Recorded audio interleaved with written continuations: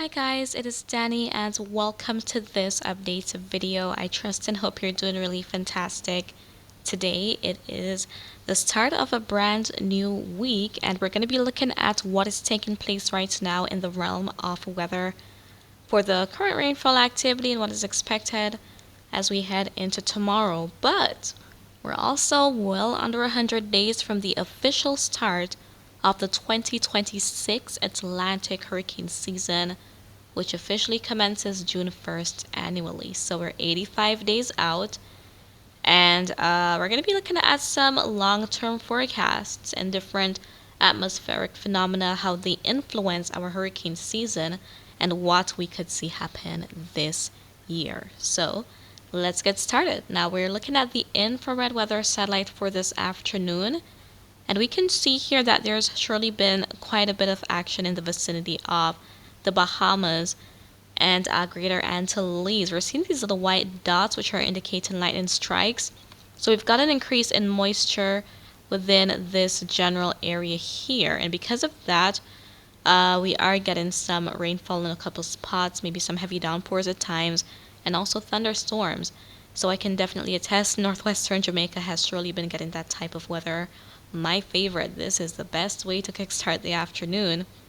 And as we head further to the east, though, we've got some low-level clouds moving into the vicinity of the Leeward Islands from around Anguilla through maybe the vicinity of Guadeloupe or Dominica thereabouts. So that's been helping out with some rain as well. Further south is a little bit drier and quieter. Likewise for the ABC Islands and towards portions of Central America and also the Cayman Islands. Not much rain today at all. Now as we take a look at the rainfall forecast as we head throughout the rest of today and going into tomorrow, this is what our Euro model is expecting, and more color indicates more rainfall activity expected.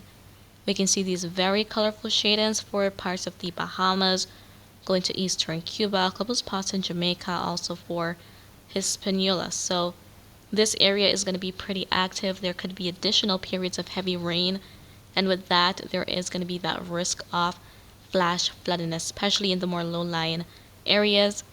And then as we also head to the vicinity of Puerto Rico, especially in the east, the Virgin Islands, and as I mentioned, the Leeward Islands, there is going to be some action with those low-level clouds passing through.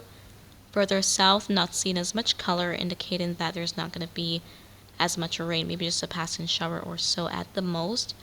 And things should remain pretty quiet for the ABC Islands in terms of rainfall. For Central America, the Cayman Islands, there could be some passing showers here and there. And towards the Guyanas, there could be some heavy downpours at times. Now, in relation to the upcoming hurricane season, there is one of the major features which influences the season each year, and it is called ENSO, or El Nino Southern Oscillation. So that is what this word represents, El Nino Southern Oscillation. So what is this? It's pretty much a region in the eastern Pacific where temperatures fluctuate. Now, there are three phases. There is the El Nino phase, the neutral phase, and the La Nina phase. Now, we are seeing the different colors here. We see, I should have probably changed the color of this pointer, but we see the blue here representing La Nina phase.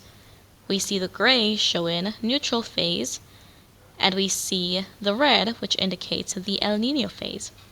Now, basically what you should know is that for the La Nina phase, that is where temperatures are cooler than normal in the Pacific, but that favors more hurricane action in the Atlantic basin. So this normally gives us a more active hurricane season. The neutral phase is kind of the transitional phase between the La Nina and the El Nino phases, because they change from time to time. It can be anywhere from a couple months to a couple years. So it's kind of that transitional phase. And then the El Nino phase, that's when temperatures in the eastern equatorial Pacific are warmer than normal. Because of that, it helps to kick up unfavorable conditions in parts of the Atlantic basin, and allowing us to have a more suppressed hurricane season. Now, these are the different probabilities here. We have the time on the x-axis, and we have these letters signifying the different months. For example, we have JFM, that's January, February, March, then February, March, April, March, April, May, April, May, June, and so on and so forth. So we've got the percentage chance of each of these phases. Again, the blue indicates the La Nina phase, which typically favors more action in the Atlantic basin. We're seeing a very high chance for that for the first quarter of the year, around the first quarter of the year. But as we go on, as we head towards summer, notice that this blue gets shorter and shorter and shorter, a decrease in chance of the La Nina phase. We see the gray going up. Again, it's a transitional phase. So as we go from one to another, there's going to be that increased chance of that neutral phase. So that's why the bars go up here. We go from a 10% chance, 60% chance, 90% chance, around a 92, 93% chance here for April, May, June. And then we start to see the reds indicating El Nino. So as we head into the summer and towards autumn, we could definitely head into an El Nino phase of the ENSO region.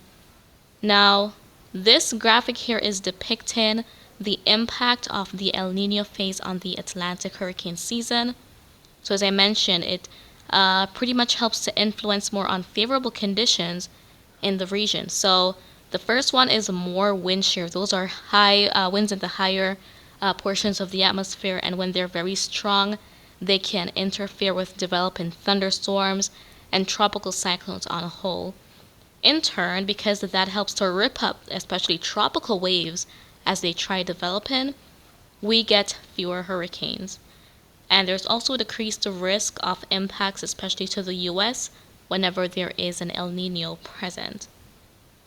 However, I'm not going to just focus solely on the typical impacts of El Nino, because we also have to notice that there is one factor which kind of helps to cancel out some of the effects of the El Nino. So that would be the sea surface temperatures.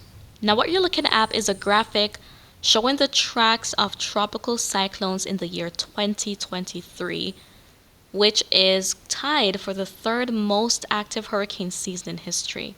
This was an El Nino season, but look at all of these different tracks here. It produced quite a bit of tropical cyclones. But one effect of El Nino particularly helped out where we didn't see a whole lot of land impacts during the hurricane season.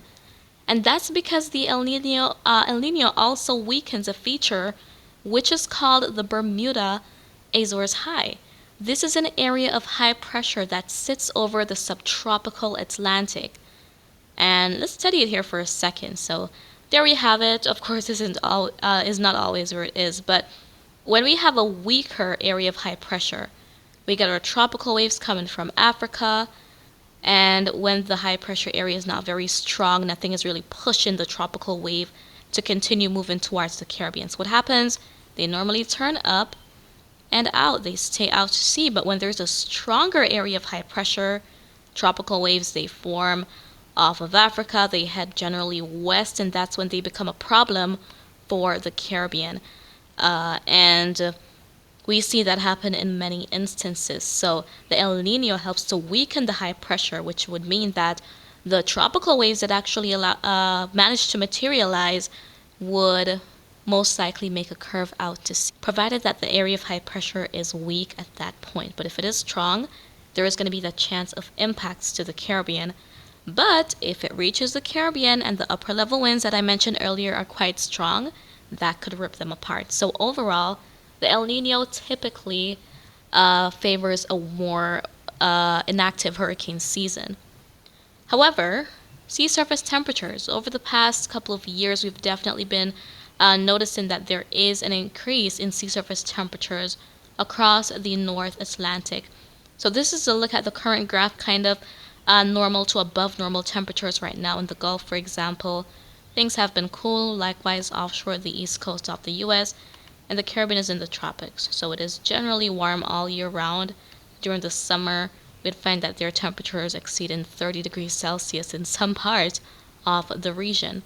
But generally, because we have an increase in temperatures globally, this helps to cancel out some of the effects. That was the case in 2023. I just showed you this graphic here because we have warmer waters, and that helps to build these tropical waves a lot more as they emerge from the African coast. It helps to feed them.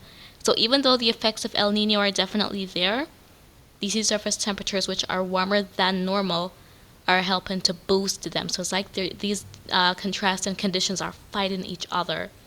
And that definitely contributed to the activity that we saw in 2023. Now, this is not to say it will be the same exact case for 2026, but one of the things I like to point out is that it only takes one. Last hurricane season, there were only 14 named storms. And the storm that captured global media was Hurricane Melissa.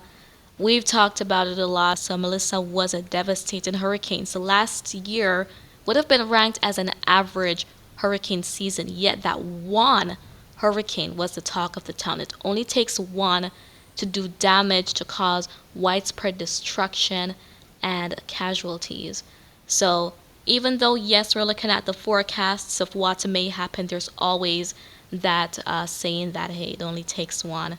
And hopefully for the 2026 season, we won't have that one, but we have to pretty much look at the realities here. But again, nothing is going on right now. Things are pretty much quiet in terms of tropical cyclone activity. However, I will be keeping you posted as time goes by. So I just wanted to bring some of this information to your attention. And that's it for today. So I trust and hope you found this update to be informative. If you have any questions, though, you can always feel free to drop them in the comments. I will respond to you when I can. And remember to always be weatherwise.